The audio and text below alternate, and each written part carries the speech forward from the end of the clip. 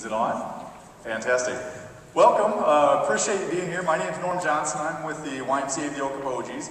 But tonight I am representing one of the board members through our Blue Zone Coalition as we get started on this great trek of becoming a Blue Zone community. So I appreciate you coming here, taking an interest.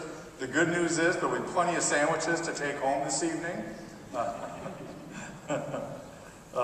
So we kind of talk about our agenda or objectives of what we are looking at accomplishing, and we have we're going to talk to some of the other board members this evening. We're excited to have Dennis Dreesen here from Albert Lee. He is the CEO of the Albert Lee YMCA, but he's also one of the coalition head start gentlemen of their Blue Zone Coalition through Albert Lee. So he's going to give us some wisdom on insight of how they became a Blue Zone community. How did we get here? Well, in August, we had a very bold statement from Governor Branstad, who didn't really like the state of our health in Iowa, and said he would like for us to be the healthiest state by 2017. And when you look through the Gallup polls, we are currently in 19th. We'd slipped down there, and this was. We understand the obesity crisis and where we're at, but I think the thing that really set him off is we are in a time now where our children are at their longevity is going to be less than what we've experienced. We're the first generation that is expected not to live longer than the generation before. And so that set up a number of red flags, and it's time that we grabbed a hold and did something about that. So it's our opportunity to talk about what those blue zones are. We're going to gain an understanding of what those blue zone principles are and the Power 9 principles. We're going to talk about the process for becoming a blue zone community and how we got to this point so far and where we're going from there. Like I said, we have Dennis Dreesen, who is going to give us his infinite wisdom, and we are going to have some focus groups and some light discussion and talk about how we can make this impact in our community. Again, I think it's understood that this is a publicly led group. It's privately publicly endorsed. It's privately led but publicly endorsed. And how we're coming together as a community to really make a difference. The Blue Zone Advisory Board that we have here this evening, Blaine Andera, our Spirit Lake Mayor, is in the back there. Blaine, if you just want to raise your hand. Clint Lovell from First Presbyterian Church. I don't believe Clint is here. He's not. Okay. Connie Lang from Dickinson County Public Health. Connie. Dr. Smith from the Spirit Lake School District and recovering from a big weekend of football is here with us. So, Dave. Jason Harrington, President of Lakes Regional Healthcare. Jeff Vierkant with Pure Fishing. Mark Stevens with the City of Spirit Lake is here, and myself. So these are some of the people that are on this Blue Zone Advisory Committee. I think it's important, though, to know that we understand this committee is an evolving work, and it will probably change in the months and years to come as we look at becoming a Blue Zone community. You see that it's very heavy on the Spirit Lake side, and really that's a function of the application process. When we went to the road show, they look for a community that can sustain what they're doing. Healthways wants to invest in a community that are going to make the Blue Zone, they're going to have success in the Blue Zone. And so they look for a one school, one mayor-driven community that will bring this together. But by no means, as we understand through the Iowa Great Lakes, is this a Spirit Lake only process. This is a Iowa Great Lakes corridor process, and that's how we will continue to view that. And I think it's also important to recognize that this is, as we start going through this, you're going to understand this is not just about a physical program, but it's really a spiritual and an emotional program also as we continue to move forward with that. So Blue Zones. Dan Buettner was commissioned by National Geographic for a 10-year study. And what they looked at are longevity, or how people who are living in centurions, what are some of the commonalities that would come together. And they found a pocket of 5 different communities. And again, you can look at where those communities are at, and they're all over the world. There's some cultural disparate, but there are also some commonalities with many things that we look at for success. You know, Dan has written the best-selling book, The Blue Zones, and has appeared on Oprah and a number of talk shows, and really has lent with Blue Cross Blue Shield and Healthways to how can we recreate our communities to be healthier along living blue zone areas. When we look at our current system, if you will, let's say a wellness continuum. You know, we have a current model where wellness is over here. That means people are in optimal health or they're healthy. Or you look at the treatment model, which means people have signs or symptoms of disease, or you have premature death. And then right in the center, you are neither sick nor well. There's just the absence of disease. And that's really our current model, if you will, where the current healthcare system takes care of the signs and symptoms of disease, you know, hopefully to prevent the premature death, the knowledge and attitudes and behaviors that we do on the wellness side to keep us active, to keep us in at least health or optimal. And we have that large group in the center that kind of really are neither sick nor well. And we're looking for health seekers in that blue zone area. How can we take a step or a number of steps to become closer to that healthy side or that wellness side? So I'm going to have Jason Harrington is going to go ahead and review and talk over the Power 9 principles and give us some background a little bit on what that blue zone principles look like. Thanks, Norm. Well, as Norm said, I'm Jason Harrington. I'm actually the administrator at Lakes Regional Healthcare, but as Norm pointed out, we're really here representing the Iowa Great Lakes community. I'm going to actually play the role of Dan Buettner today.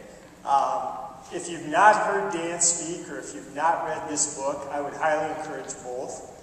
I've had the privilege of hearing Dan speak probably 3 different times. Fascinating guy, fascinating topic, fascinating research. If you get an opportunity to hear him speak, I'd encourage you to do that. As Norm said, National Geographic commissioned Dan to find those communities in the world that had the highest percentage of people that lived to be 100. And so Dan went out and determined that there were 5 of these places in the world. As Norm said, they're listed there. Blue zones, just as a way of clarification, really has no meaning. The researchers that were doing this research actually circled those locations on the map in blue, and the researchers started referring to them as blue zones. And so that's how the name of the book, and that's what blue zones is actually representing. So Dan went around the world and kind of went to these 5 different locations and said, well, what was common amongst the 5 locations that caused this large degree or greater degree of longevity in these locations? And so he summarized those things into 9 different principles, of which he refers to as the Power 9 principles. And so the Power 9 principles are the things that are listed up here. And they're the things that are unique to those communities. And our idea tonight, or our goal for tonight, is how do we take those 9 ideas that exist in those communities and how do we replicate those in some fashion in the Iowa Great Lakes way of doing things? And I'm going to cover each of those principles for you. One thing I'm going to share with you that you may or may not know is that how long you're going to live, 20% of that is determined based on your genes. So I think everybody's aware, some of us have predispositions for heart disease, some of us have predispositions for cancer, or other types of diseases, but that makes up 20% of how long we're going to live. The other 80% is made up of 1, our environment, and 2, our lifestyle choices, our behavior. So we control in some fashion 80% of how long we're going to live. So it's an important piece to know. Dan focuses on, or the 5 blue zone areas focus on four areas: moving naturally, the right outlook, eating wisely, and belonging. So as you look at moving naturally, if you look at the people that lived to be 100 in those locations, was there a disproportionate number that ran marathons? Was there a disproportionate number that did triathlons? Or were there a disproportionate number that were serious bikers or elite athletes? No, there weren't. That's not what they found. But what they did find is that people had this idea of moving naturally. Not this idea that you have to spend an hour in the gym or a half an hour in the gym or this dedicated time exercising. It's how did we work rituals in our day to move naturally? And so one interesting piece from a clinical research perspective, the Mayo Clinic did a study, the study was last year, and found that after 90 minutes of inactivity, your body goes into a hibernative state. And in going into that hibernative state, it has an impact on how your body, how high your metabolism rate is. So one of the things that the Mayo study concluded was, and this is really true in kind of our sedentary society, that within every 90 minutes, if you're doing some sort of physical activity, maybe it's even just getting up from your desk and taking a walk, that has an impact on your metabolism and an impact on your ability to burn calories. So what they found in each of these 5 blue zone areas is that people had rituals throughout their day to make sure that they were staying active. Know your purpose. And this is going to seem sort of strange, but there's 2 sort of interesting statistics about knowing your purpose. So the idea behind knowing your purpose is, do you wake up every day and know why you exist? What is it that I exist for? What is it that I'm here to accomplish? Well, here's 2 interesting statistics.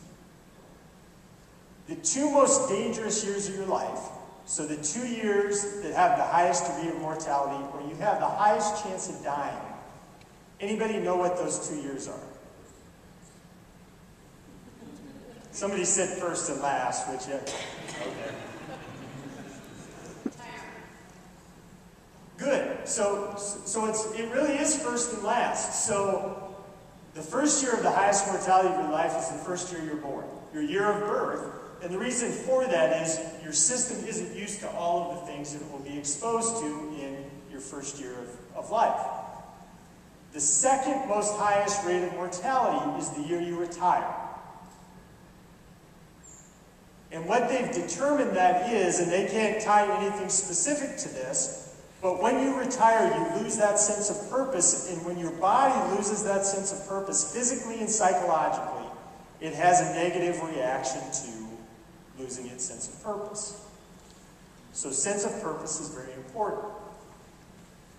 There's a National Institute on Aging study that says those people that can identify their sense of purpose every day when I wake up are statistically likely to live 7 years longer than the same people in that cohort who don't have that same sense of purpose. So sense of purpose is very important. And so in each of those communities, or in each of those blue zones, they have different ways of determining sense of purpose. It's interesting, in Okinawa, in the Japanese language, there actually is not a word for retirement. Interestingly enough. Not that people don't retire, they just reshift their focus. Downshift. What do you suppose downshift is about? Downshift is about de-stressing. And I think everybody in the room is probably aware of the impact that stress has on your health. Emotional, mental, physical. Stress has a significant impact on those things. So in each of those communities, there are specific ways that people have figured out as ways to de-stress. And we'll talk about those in a little bit. Eat wisely. Okay, if you came here to hear the speech about exercise and eat right, hopefully we don't spend too much time on that because I'm guessing you all have heard that one. But the idea of eat wisely. So let's talk about the eat wisely. I'm gonna share a study with you on diets. So Atkins diet, South Beach diet. The reality of diets is that for 2 to 3% of the population, only 2 to 3% of the population sustain that diet for more than 2 years. That statistic would tell you that diets are largely unsuccessful. So having said that, what things are successful? Well, in eating wisely, one of them happens to be the 80% rule. So the 80% rule is that you eat until you're 80% full. Our bodies actually don't recognize we're full actually until it's 20% too late oftentimes. The Okinawans have a saying, the Japanese have a saying, it's called harahachi-bu. And that saying is a short prayer that they say before each meal, which is a reminder to them to eat until they're 80% full, as one example. There are other cultures that have similar rituals. Plant slaying. I'm not up here to say that you should become a vegetarian or you should take on a vegan diet. But one of the things that you'll find in every one of those communities is that they have a diet that leans more toward fruits and vegetables. Wine at 5. Everybody can, I don't know if everybody can identify with wine at 5, but I can identify with wine at 5. So the idea of wine at 5 is a couple-fold. I'm not sure if everybody's aware of the health benefits of moderate consumption of red wines. But they're high in antioxidants, they're high in flavonoids. But that's only part of it. This idea of wine at 5 also includes getting together with family, getting together with friends, and having that consumption in some degree of moderation. Well, what does that do? Well, it connects me with people. It lowers my stress level. It might help me identify my purpose. So wine at 5, again, is very common across all of those cultures. Belong. Belong is really an interesting one. There are actually 3 parts to belong. Family first, belong, and then what's referred to as the right tribe. So family first, in each of these cultures, they have a tendency to put their families first. There's a study from AARP that says for seniors, those seniors that keep their family close, live close to their children, live on average 3 to 4 years longer than those who don't. So the idea of putting our families first. The idea of belonging. I find this really interesting, and if you heard Dan give this speech, Dan would start off by telling you that he's not overly religious. But the idea of belonging is this, that for those people who identify with a faith-based community, who attend worship on average 4 times a month, on average live between 4 and 14 years longer than those who don't. So, if you ask why that is, Dan's response would be something like, well, does it help me identify with family first? Does it give me purpose? Does it reduce stress for me? Or is it because God said so? Nobody really knows, but again, if you look at the statistics, if you look at the commonalities across those cultures, belonging is one of those things. Right tribe. Now, anybody who's a parent out there will absolutely identify with this. Right tribe is the idea that we have a supportive social network. So how many times have we told our kids that you're a reflection of the people that you hang around with? I'm sure we've all said that. I know I have. Here's what's important about that. Here's a statistic that's important about right tribe. If your 3 closest friends are obese, you have a 150% greater chance of being obese yourself. If your 3 closest friends are smokers, you have a 150% greater chance of being a smoker. And you carry that on to use of drugs, or happiness, or loneliness. That statistic bears itself out. So this idea of right tribe, right social circle, who do I hang around with? Who are my friends? So within each of those cultures, they found ways within the culture to replicate those things.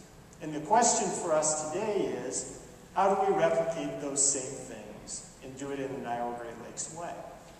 And we're going to tell you why that's important, beyond the fact that we want to see as many people live to be 100 years old in the Iowa Great Lakes as we can. There's some other important factors that go along with that. So I know I've got some public health folks in the room. What you'll find in public health in this country has largely focused on changing individual behaviors. And all of you can appreciate this. So we've focused on the individual. And for the most part, when we have the experts come in and we spend time focusing on the individual, that's sustainable till the expert leaves and then the behavior goes away. So what we're talking about in blue zones isn't making changes as individuals. It's making changes to the environment. And so these are the environments that we want to be able to change.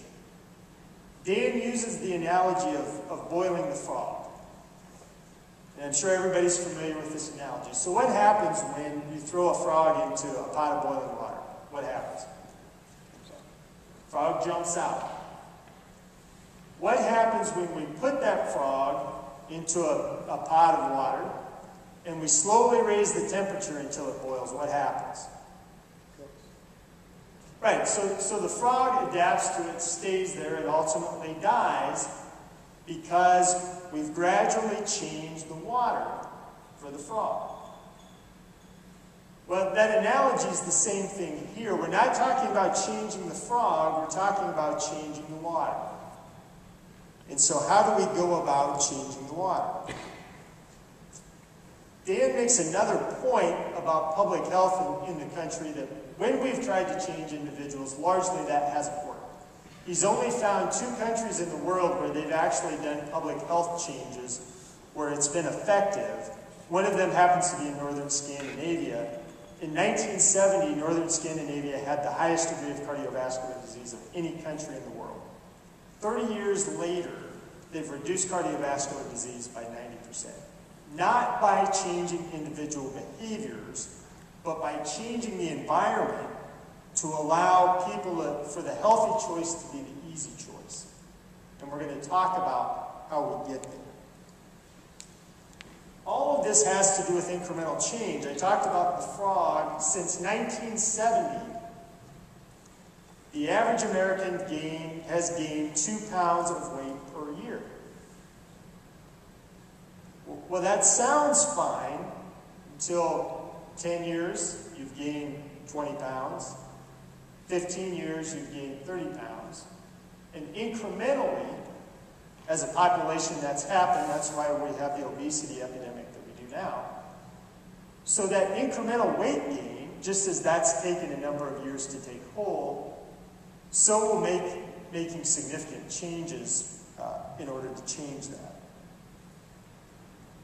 So how do we make the healthy choice the easy choice? Well, according to the Blue Zones community, and according to this, the idea behind this, is we have to change 4 environments. We have to change the community. We have to impact social networks. We have to change the habitat. The habitat are places we live. And then at the very end, we have to make some conscious decisions ourselves, so we have to change the inner self. So how do we do that?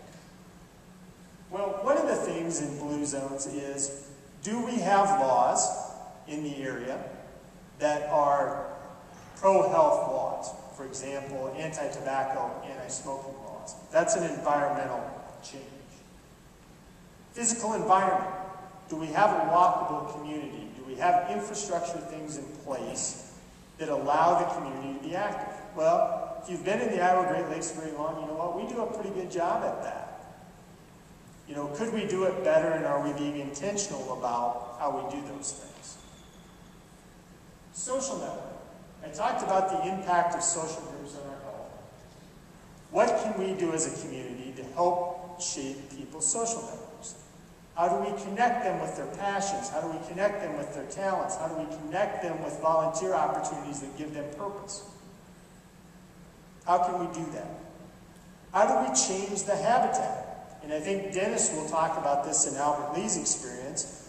So some ideas about how we change the habitat. You know, in our homes, do we, you know, this idea of inconveniencing our homes. It's something as simple as, how many of us use the remote control to change the channel? Well, we all do. You know, how big a deal would it be to set it down and get up and change the channel? Again, one of those small incremental changes. How many of us today use huge plates that make food look small? Well, if we use 9 or 10 inch plates in our home, what sort of impact would that have? In Iowa, in particular, we have a tendency to eat family style. I'm sure everybody's familiar with that, especially around Thanksgiving. Family style is pretty easy to understand. Well, if you eat food family style, instead of pre-plating it before you bring it to the table, you'll eat 30 to 40% more family style than pre-plating food. Again, are those big things? They're really not. Those are small incremental things within our habitat, within our environment, that we can change. Grocery stores. And Dennis might be able to talk about this, but there in other blue zones communities, there are grocery stores that have specific blue zone aisles, or maybe we call them healthy aisles. And just by identifying those things, sales of those items went up 25%. Again, just identifying them in a certain way. Restaurants.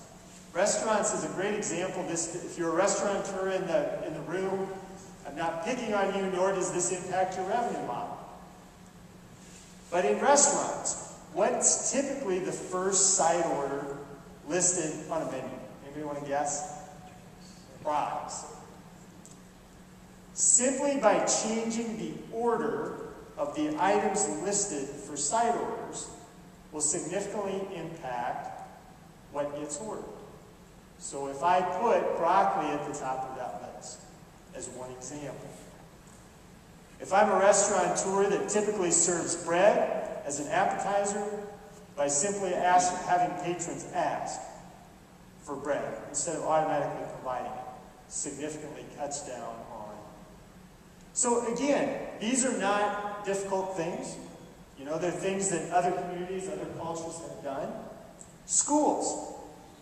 One example for schools is, there was a community that recess was always after lunch. Well, so if recess is after lunch, kids will have a tendency to eat as quickly or not eat at lunch because they're anxious to get to recess.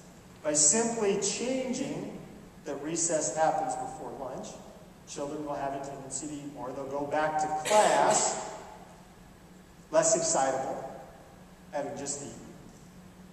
So again, very small examples of things that can be done that can impact kind of our overall health, life, and longevity. So with that, I'm going to turn it back over to Norm to talk about kind of the Blue Zones process, kind of the steps that we're going to need to go through as a community in order to be considered, perhaps, as a blue zone community. And so with that, I'll turn it over to Norm.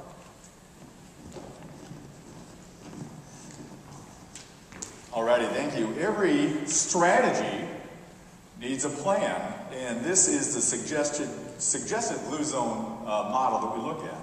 And quite honestly, this is our look of a business plan. So the first thing we look at is engage the leaders. You know, this is probably a grassroots type of concept that we continually bring more people with us along. But everybody in this room has identified this as a worthy project or want to find out more about that. And we continue to engage all the leaders from all of our communities.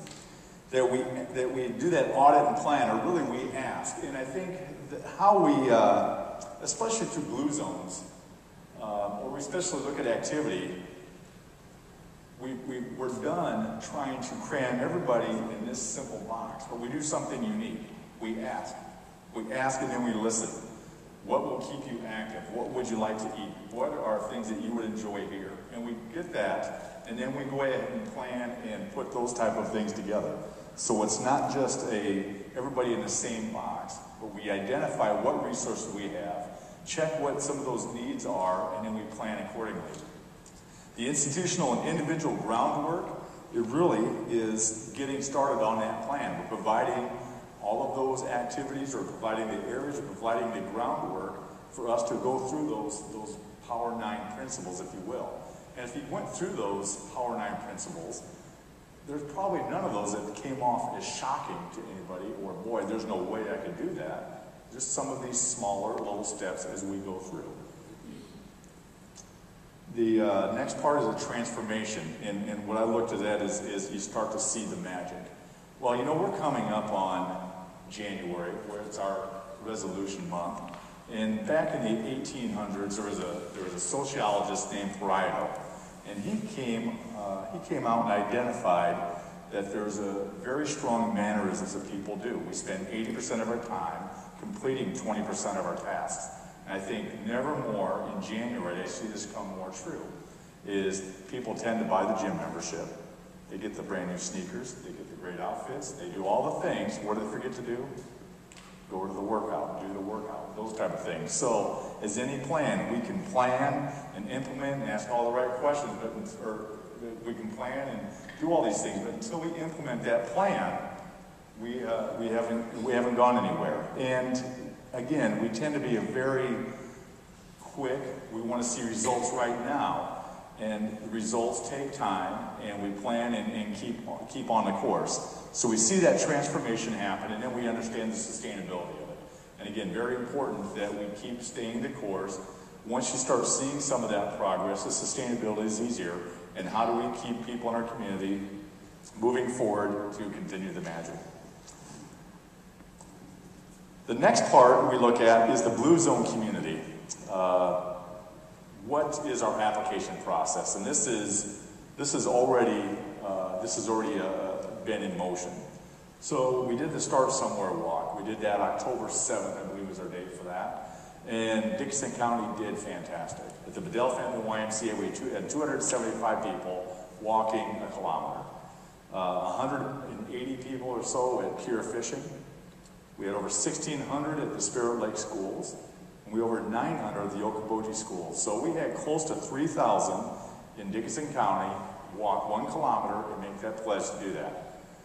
The next part we did is at the end of October, we had to submit a statement of interest. It says, yes, this community is interested in becoming a blue zone. We brought together our board of this committee to move forward and went and spoke to a number of public people and said, we feel strongly about this. This is something our Great Lakes community should have. The next part is we are waiting to receive the opportunity to apply for becoming a blue zone community. And that part we'll receive today, tomorrow, Wednesday. We should be notified if we are going to go ahead and apply for the grant. And then we put together the grant application, and that is due the January 4th. After that, or I should say, after that, and even up till now, we have a number of people that have pledged to be a Blue Zone community and have pledged to, or have gone to the Blue Zone Project and pledged to have a healthier lifestyle. So we still continue to accept those pledges and work on those pledges. And again, all that pledge is saying it's not a monetary pledge that we're asking for. It is a simple pledge that I'm going to start looking at those Power 9 principles and make some small changes in my life to become healthier.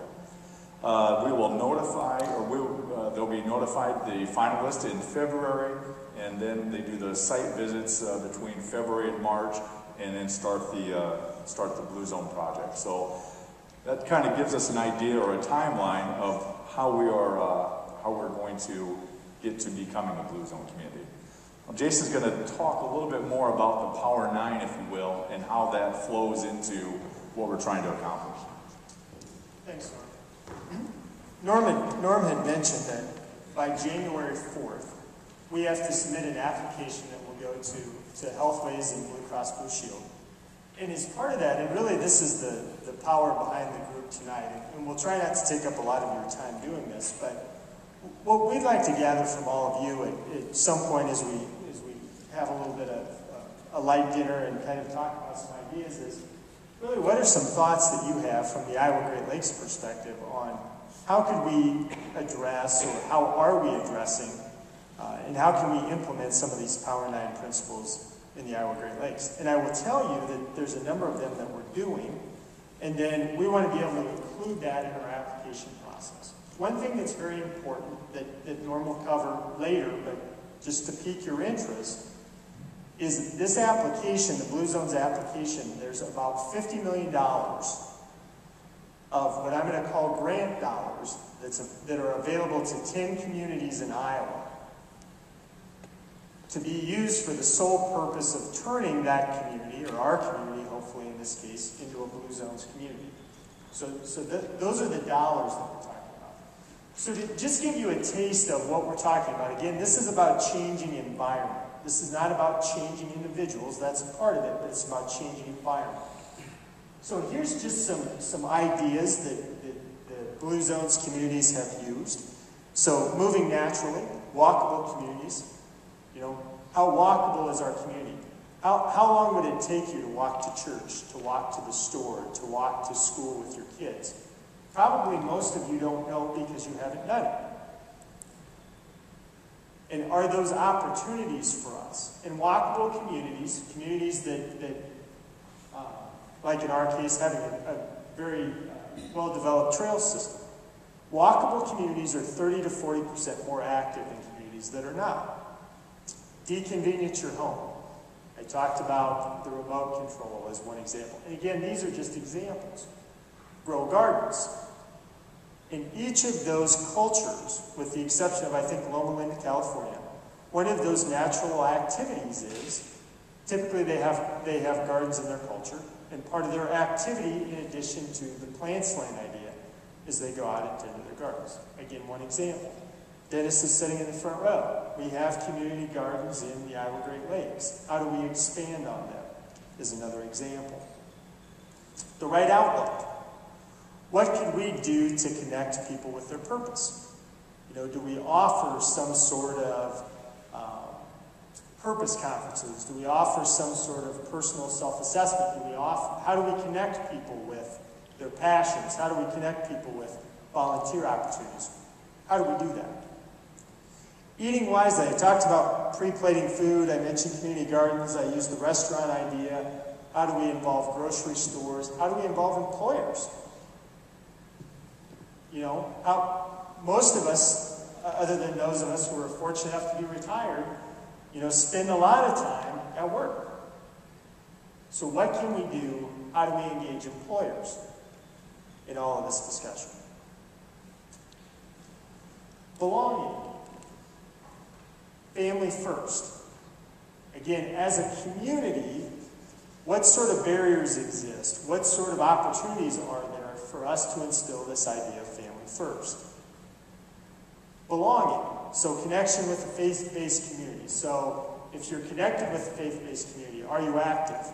And is there an opportunity to be active? If you're not connected with a faith-based community, or you are, maybe you're not active, is there opportunity to look at a new faith-based tradition, as an example?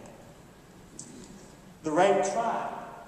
I'm going to talk about Moais for a minute, and I'm guessing that Dennis will cover Moais, but the idea that, and I'm going to use the Okinawa example, in Okinawa, when you're born, you're actually assigned to 5 other people. That's referred to as a moai, and those 5 other people are supposed to be your support mechanism through most of your life. Well, as you look at the centenarians in Okinawa, many of them have that same 5-person moai that they were assigned to when they were born. We're not going to start at the hospital assigning people moais when they're born. I doubt that the culture will permit that. But what sort of things can we do to connect people with the right tribe? What opportunities exist in the Iowa Great Lakes to do that? And I can think of a half dozen. So again, the idea here is, how do we change environment in order to accomplish those 9 principles and do it in the way that we do it in the Iowa Great Lakes? That's the question, that's the challenge, that's the goal. So we're going to ask you to give us a little bit of that feedback later. So I'm going to let Norm finish, and then we'll have Dennis talk about what the process they went through in Albert Lake. So Jason touched on what's at stake. Well, 10 communities are vying for $50 million to use for community wellness. How are the dollars going to be used? It's community needs inventory. They're bringing in paid positions, and some of those positions they're going to hire right out of our community. Leveraging capital investments, community education, office space, some of those areas out there. I think it's important, as we went into the road show, that we thought right away, wow, $50 million is going to be all kinds of opportunity for capital development and so on. And again, it's a lot more leveraging and education coming into our community. So, you know, here's the question. We're going to find out in March.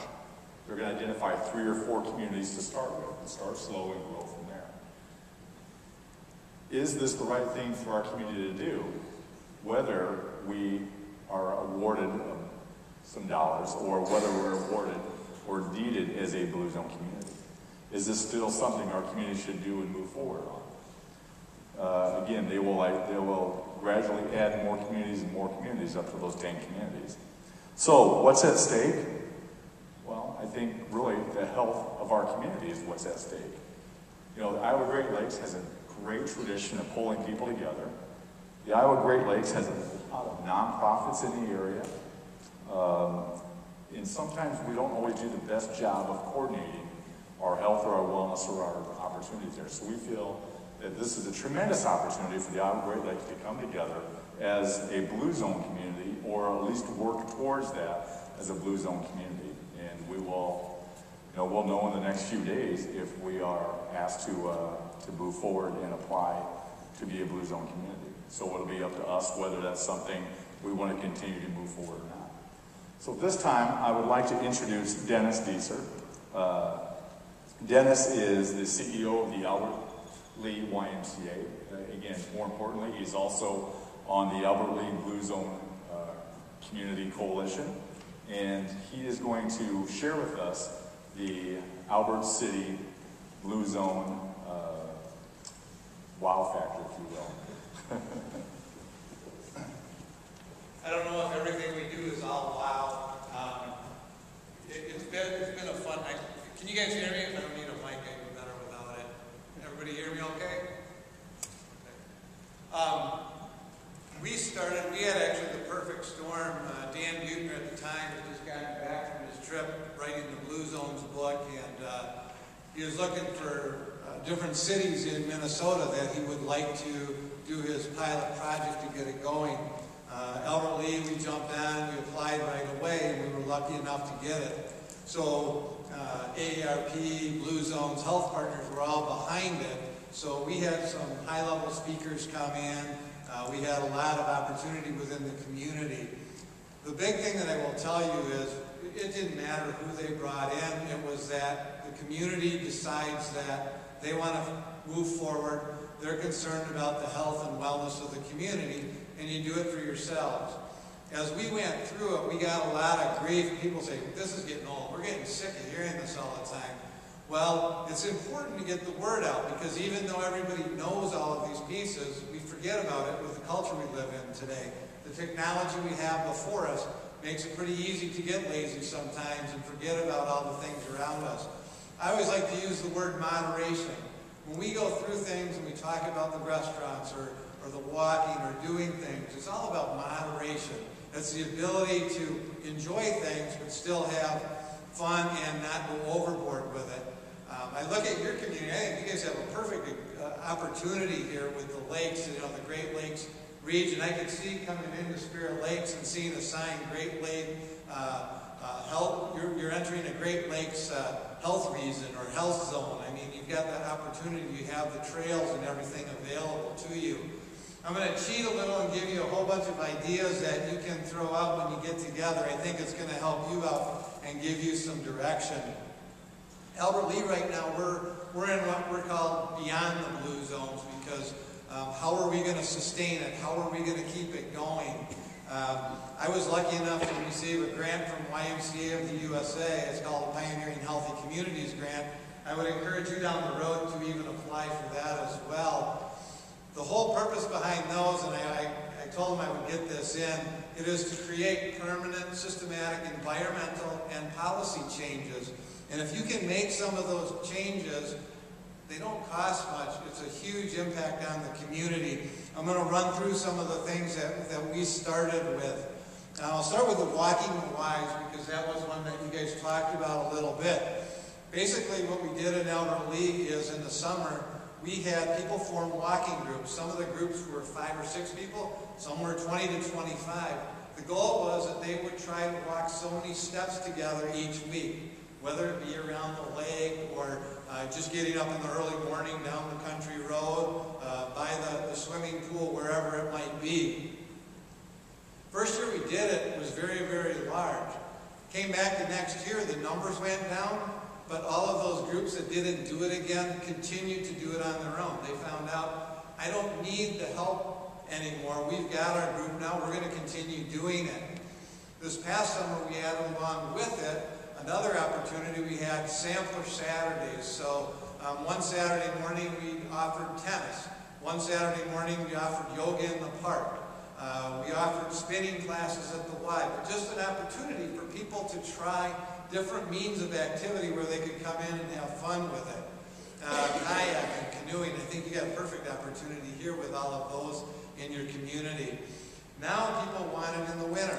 They're asking, can we do some snowshoeing classes, cross-country skiing, any of the outdoors activities in the winter, again, to bring people together. So we have that avenue. We work closely with the school district. The past year, this is our second year now. Our first year, we got healthy snack carts into the schools.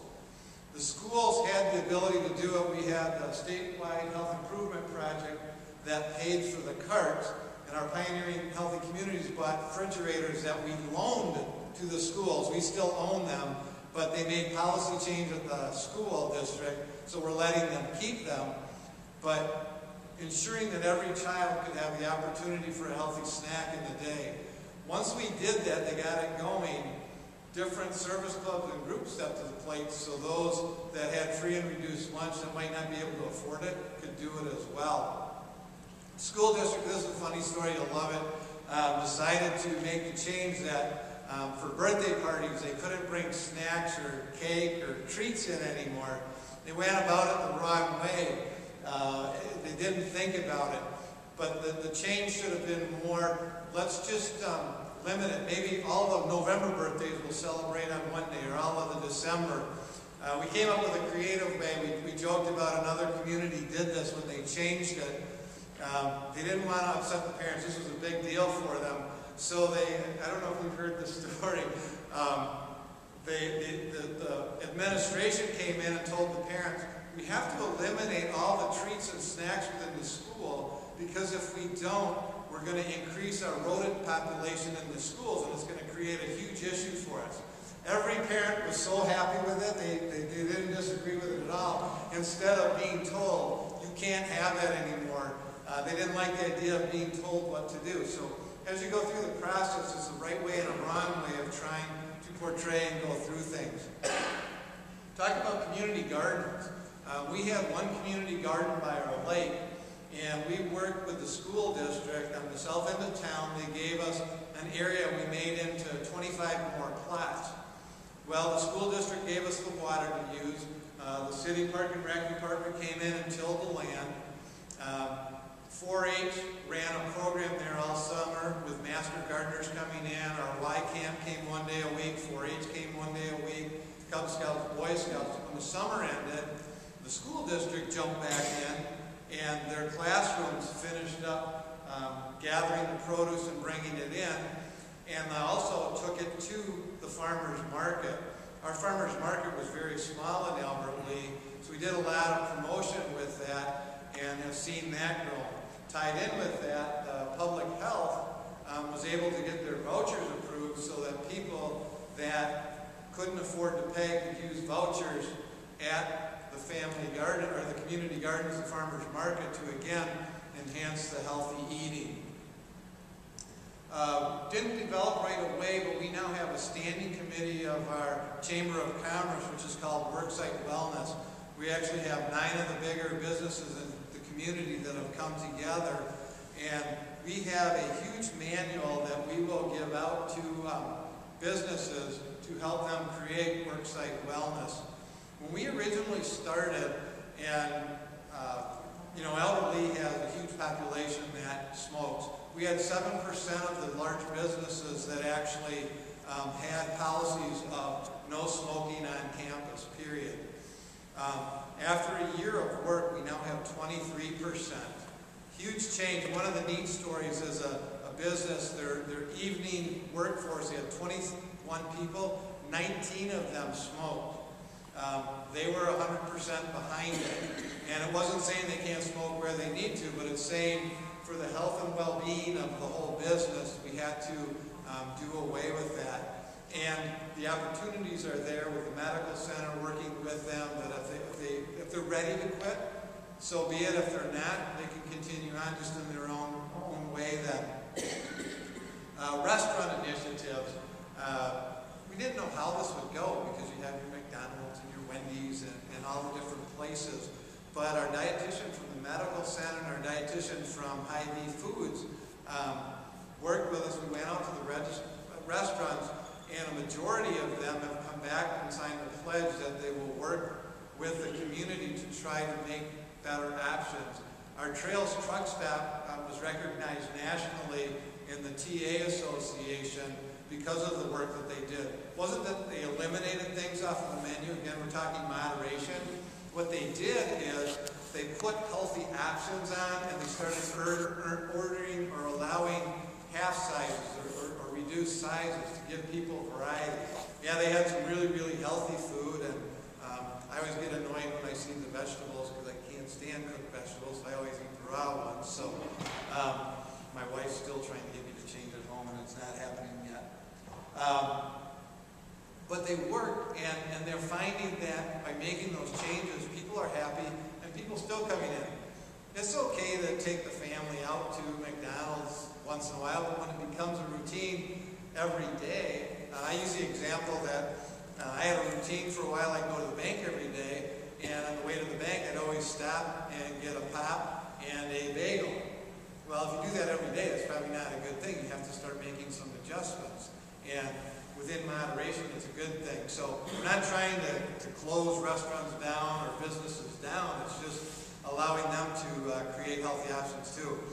On the business side, Pepsi-Cola. I had to go out to Washington, D.C. for Pioneering Healthy Communities. I love telling the story. Pepsi is one of the major sponsors along with CDC and Robert Woods Johnson Foundation. The marketing director for Pepsi stood on the stage and said, "We're not going to be offended if you take pop out of the schools. We're not going to be offended if you tell people not to be drinking sugar pop all the time. They have water, they have healthy drinks that they offer. They're all about making the communities healthier too." So that was neat to hear. They're funding the money and they're standing behind it. You know, their pops are still going to sell. People are going to drink it in moderation, but they're allowing other opportunities. As you go through your process, one of the things I would say is any activity or project you're doing, gather as much data as you possibly can. The more data you create, the better it will be.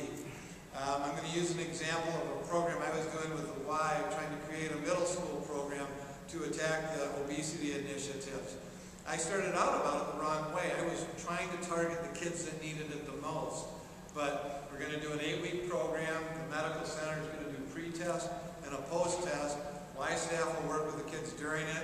United Way at the end of it. The kids will get a membership to the Y free for a year on the condition that quarterly they will let us have them evaluated. That's the data that we need, the pre-test, the post-test, the evaluation, so that we can see the impact that we're having. Are we attacking that 23% obesity issue, or are we starting to bring it down? I was trying to attack from the wrong side. If I work with all the kids, and I even get the good kids in, they're still going to learn from it. They're going to find out that they're doing things wrong, that they can be better than they are. As we bring all the healthy kids through, some of the ones that might need some extra help, they're going to come through as well. So it's just a process, but the more data you can get, the more data you can gain, the better you will be. Our community started a kids triathlon. I drive it into Spirit Lake here. I don't know if you do one or not, but we worked with the city and the Y, the school district, and when we sent it out to all the schools, the first thing we did when we did it is we said we're doing it for each individual kid so they can feel success doing a swim, a run, and a bike. We didn't time it. We had a couple of parents that complained about it, but in the long run they understood what we were about. But we worked with the city, and the opening day of the city pool, which happened to be the first Saturday out of school, great opportunity. The city gave us the pool that morning. They used it for their guards and their staff in the morning as their training. So we had the kids go through. We had 100 teachers volunteer to help us out and got the kids through it. And just the smile and look on the kids' faces was phenomenal, and the opportunity there. So it got them engaged, and it gets them thinking about what can I do to be active in the summer. I've got a girl that had multiple sclerosis, and she had to use walkers to do it, a 3rd grader. She had her own bike, a trike that was built for her. She swam in the water. She did it on her own. She did the bike in the first year. She did the wrong age group, so she went farther than she was supposed to. Came in and did the walk, and just the smile and determination on her face. It's the little things like that. Every child is going to gain a little bit differently from that, whether they're in perfect shape or whether they have a lot of health issues with it as well. One of the things I'd like to talk about and what we learned as we went through it, when you do things for the community, make sure you're doing it for the common good. You're not just going to start out and say, oh, we have to do this. Look long term, look at the big picture, and if you make one change, how is it going to affect other things? For example, back to the school, cutting out all the snacks.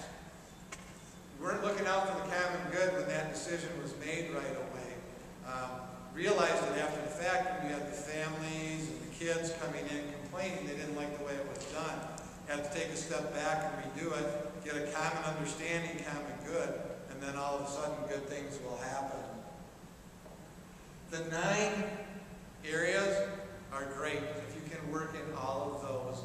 And some people in the community are going to work in every single area. They want to be a part of it. I'm sure you know who they are in your community, that no matter what, they want to be there, and that's great. One of the things I would encourage is you look at different areas. Find somebody who's strong in it, that really enjoys it. And our group, as we've gone along, we don't have a chairperson. We have 2 co-coaches, and we work together. What's neat with that is since 2009, when PHC, we went out to Washington, D.C., and Blue Zones ended, we've met twice a month ever since. And we never have issue of what to talk about, what policy and environmental changes we need to make, what we can do for the benefit of the community. Having the co-coaches has been great because when we go through it, if somebody has a strength in an area, we know who they are. We don't have to tell them. They'll jump to the plate right away and take over that initiative and make it happen. I really think the key is is surround yourself with a core committee of a variety of individuals in the community and a cross-section of all of your areas and keep working together with it. By doing that, you just open the doors and the wealth of opportunities. I'm sure creatively you can come up with all kinds of activities that you'd like to see happen. Through the Blue Zones, we were able to finally get a bike lane in Elbert Lee. We have 2 lakes. We're not near the size of yours, so we don't have the camping and all of those pieces.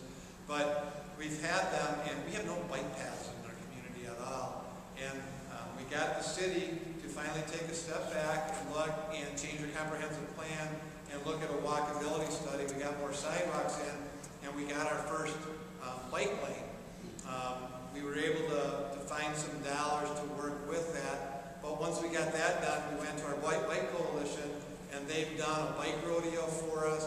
Actually secured individuals out of the cities and got all the ads and posters and things to really talk about making it a safe community for the bikers. Really pushing the idea of wearing helmets, getting the kids to understand that, and the adults as well. So just a whole variety there. I gave Norm an activity book. This was one we created again through the Blue Zones.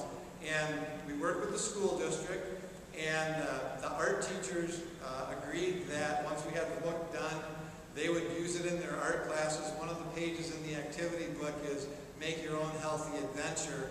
And they're going to have the kids do it, and then we're going to post those throughout the community.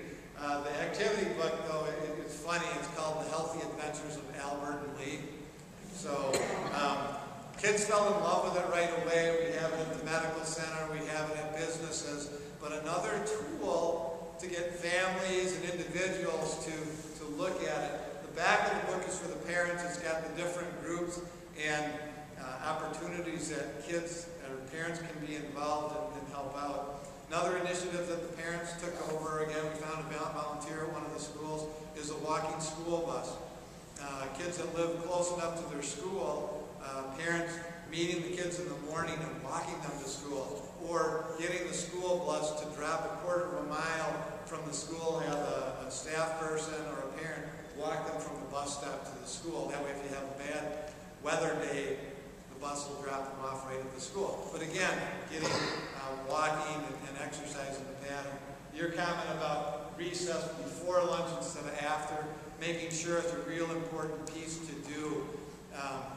If you do it after lunch, a lot of times we're standing around, we're already looking, having to get back inside. But making the exercise piece a priority. Every school district's a little different, how the FIED classes are run, but our FIED teachers are great. Anytime we have activities outside of the school, they're handing out the information, getting it out, and getting it to everybody. I talk without notes, so I know I'm jumping around a little bit. I am going to stay around for your whole meeting, so if you have questions or ideas, hopefully I'm giving you a little flavor of some of the things you can do in your community. If you can get the active older adults interacting with the children as well, whether it's doing races and activities in the summer here, making it fun for everybody, finding categories so you can include everybody. Our community is still a huge work in process. We've come a long way. We've got a long ways to go yet. And again, I wish I could have brought the 2 books. I had to send them to YUSA. They wanted them. From day one when we started the project till today, I've got 2 fat binders of newspaper articles and clippings, just of all the health and wellness opportunities, activities available. As you guys go through it, I would encourage you, any clippings that you see that are related to your community, just keeping them. Whether it's obesity issues in the community or it's heart and health issues, just keep cutting them out and clipping them. And then as you go through a session or your group meets, hey, how can we help impact that? A lot of what we have done is without using a lot of dollars. This community awareness, it's getting people to buy into what environmental changes can you make in the school district? What environmental changes can you make at the city? What policy changes can you make at the school district, the city, the medical center, park and rec, wherever in your community? We were able to secure dollars for more bike racks in the community. get to places, adults to riding their bikes if they have nowhere to lock them up. So that was another change we were able to make. We were able to use some grant dollars to do that. We've added 2 Frisbee golf sites in our community. We collaborated with the Riverland Community College and got one in there right on their campus, and we have another one at our parks. Use your parks. I don't know how many parks you have in your community, whether your city has wards or that, but we had ward picnics at the parks where you just bring the community together, potluck. So one of the things that they talk about in communities today is we don't know our neighbors as well as we could. So if you have a park, have a gathering in the summer, get them together. In the wintertime, maybe you do it at the school or somewhere else. But just the opportunity to gather people together. We found that those walking the line groups, they're doing stuff together all the time. And they're finding that they don't need to rely on us to put it together. They can do it themselves now. So I know I've talked a lot. I can keep going. So I encourage you, if you have questions of me at all, if you want me to throw out more hints and ideas of projects that you can do, I like doing that. Then you'll put your committee together and force them to work even harder as well. I am very, very impressed coming here. The presentation, you can see that your community's already put a lot of thought and emphasis into it. This is a great turnout. One of our first meetings before Dan came in was much smaller than this. So already I would say you're on the right road. You've got a great turnout. The key will be go back and talk to others. Get them excited about what you can do for your community to make it even stronger and healthier. And the pledge, take it and do it. Put it up on your fridge and look at it. Are you doing the 80%? I'm 80% full, I should probably stop. Am I doing something healthy in the morning? I always like to wake up in the morning, you wake up with a purpose. I always like to wake up in the morning and say hi to my wife and say, I'm back. So my sole purpose in life is to get people nervous and edgy and annoy them. So if I've done that, I've done my job every day. So my main purpose in life. But thanks for having me tonight, and I hope you gained something from it.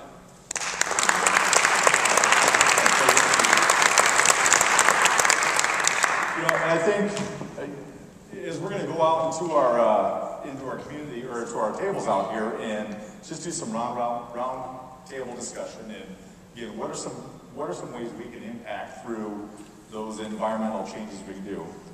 Jason and I both wanted to be clear. We're excited to be charge leaders for this, but this is not a YMCA event. This is not a Lakes Regional Healthcare event.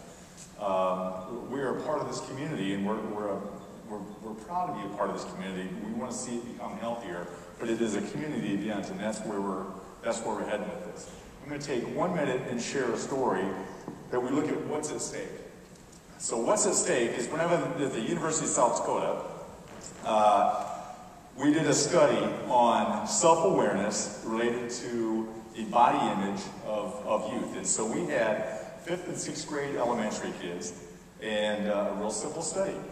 They had 6 little body somatotypes. 1 through 3 was kind of the super skinny to the 3rd and 4th were identical, the average size kids. And then the 5th and 6th were kind of the heavier kids.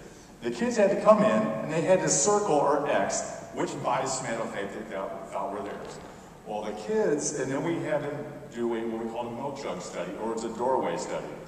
So we lined up 5 feet away, 2 milk jugs with poles coming out, and they were going to simulate doors. And we would slide the doors apart until the child could step right through, and they felt their shoulders were going to touch that door. So the kids that were in that 1 through 3 body somatotypes, those kids were an average of plus 2 inches wider than what they actually were when they went through them. The kids that were the 4 through 6, so in your mind, they were the heavier kids, the 4 through 6, they were a plus 4 inches wider. The doors were 4 inches wider than what they actually were when they went through. Then we turned the kids sideways and asked them to do the same things. So the kids that marked those body somatotypes 1 through 3 were a plus 4 inches wider, that those doors were asked to be slid out than what they could actually get through. The kids that were 4 through 6, so the heavier kids in their mind, their perception, They were 9 inches plus wider than what those doors were. And it was heartbreaking to see a little kid standing on a line and watch them slide those jugs out, and in their head, they were so heavy, or they were so big, that they felt that they were almost that much wider than what it could be. And how that body awareness and that body somatotype and that self-esteem go in everything those kids do. And we look at how they interact with other children, how they interact in school, how they interact in social situations. And I'm here to tell you that doesn't just stop in elementary school. It just doesn't stop in middle school. It doesn't stop in high school. It stays with us as everywhere we go through life. And so if we can make some healthy, positive changes, that's what's at stake for our community. And we have the opportunity to make some of those things happen. So please go out and have 6, 8, 10 inches of sub sandwich out there. And we're going to do some roundtable discussion and figure out how we can make some of these healthier or changes in our community. So thank you.